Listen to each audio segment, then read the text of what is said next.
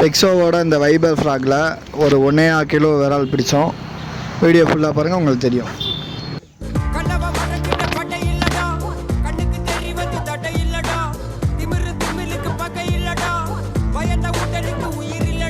கிளம்புடா இனி கலங்காத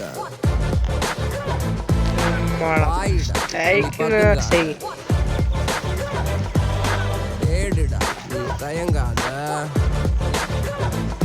விளையாடு நீ ஆட்டங்காத.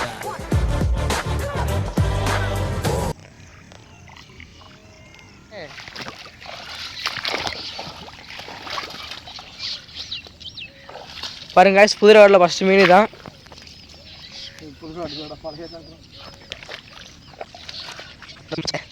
கைஸ் ஒரு 1 கிலோ மேலே இருப்பான்.